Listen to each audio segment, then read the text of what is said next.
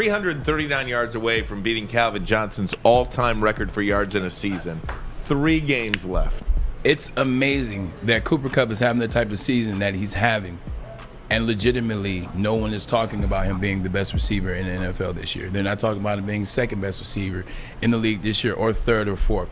It's almost like it's reverse discrimination. I know everybody's about to lose their mind when I say that, but it's just one of those things. In some position, it's like you overlook sometimes how good an individual is. That can be white. He's a white wide receiver. Like, you don't think about white wide receivers. I mean, there's more now that are playing their butts off. You have him. Thielen got hurt earlier in the year. Thielen's really good, but this joker can play.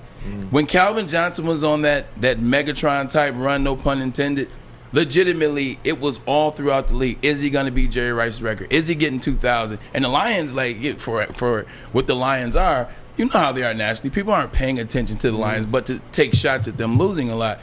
Everyone was talking about Megatron. When it was Julio Jones, it was, oh man, Julio Jones, the best wide receiver in the league. Is he going to get to 2,000? When it was Antonio Brown, when it was Odell Beckham in New York with the show, everybody that has been in this space where they are really chasing Jerry Rice or they're chasing that unicorn that is 2,000 yards, it's been nothing but they're the best wide receiver in the league. It's nothing but all the respect goes to them. Follow the chase.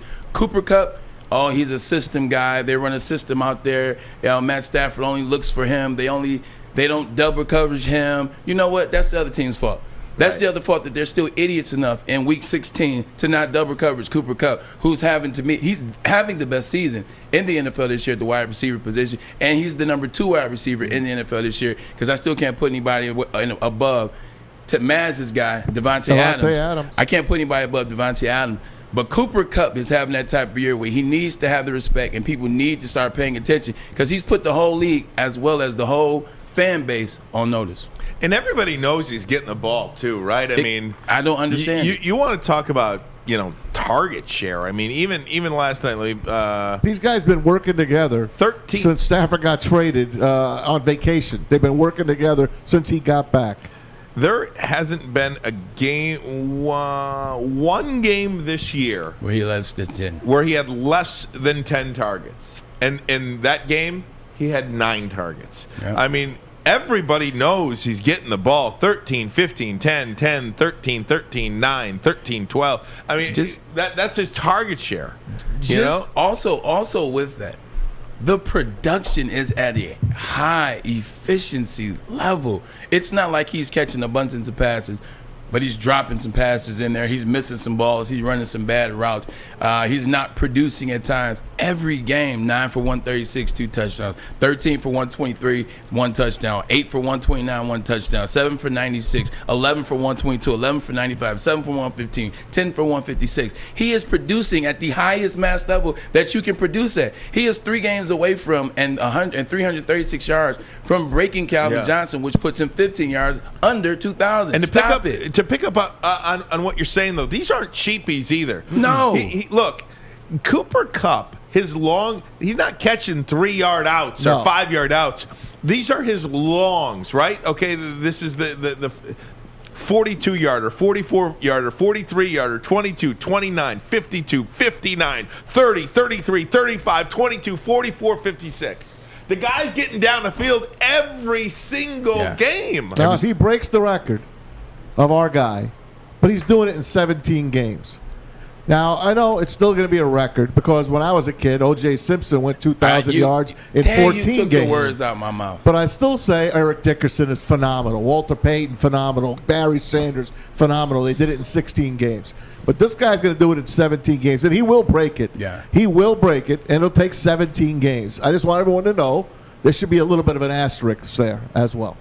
I think right now you probably are right, Tom, just because of the matter of who we are. We like to argue as sports fans, right? We argue about numbers. We argue about records. That's what we do. One of the old pastimes of sports fans is to argue about numbers. What else we got? Historic numbers, great records, best teams, best quarterback ever, years, the whole 9 yards. I'm not putting an asterisk by it, not me. No, I agree with you. Yeah. Ultimately, it will get there. But the next year or 2 or 5 years, somebody's always going to say, He beat Calvin Johnson's record in 2021. However, Calvin did it in 16 games. Like that extra line to the record will be added for at least the next 5 years. And I understand why people come from that mind of thought, and I understand it. The reason why I won't put an asterisk by it is because Calvin Johnson had 336 yards in one game. They literally threw the man 40 passes. Like Matt Stafford was just throwing the ball up, which actually hindered Matt Stafford in terms of going through his progressions. But with Cooper Kupp, he had Robert Woods on the precipice of having another 1,000-yard year. He had other tight ends. He had Odell Beckham, who he's trying to find out as well. And he's one-on-one. He's making it happen. He's efficient in the way in which he's doing it. And yes, he's getting some 13 games, some 15 games, but he's had some 12 games. But he's catching 12, but he's catching 13, but he's catching 10, but he's catching 9 when he has 10 attempts. It's just the efficient level of how he's doing. And no game was over the top gaudy to where you're looking at like a. No. I'll give you an example. Jeremy Gallon had broke the single season record in Michigan for reception yards in a game. He had for receiving yards in the season. He had 1,380. He beat somebody else's record. I don't know who it was, but he beat somebody's record. Single season, though, not career. He had 400 yards against Notre Dame. That stuff doesn't count. No. It's great, but that does not count. So that's why I won't put an asterisk, because it's high efficient. Like, the efficiency level is what you want to see. Them being efficient is what's going to help them in the playoffs. That's be the only edge that they'll have, because I don't think they have any edge in terms of the consistency level of how they played this year, but the efficiency of Matt Stafford and Cooper Kupp is dangerous. Calvin Johnson, Cooper Kupp. They're going to be 1-2 in the record books. Who threw him the ball? Matthew Stafford.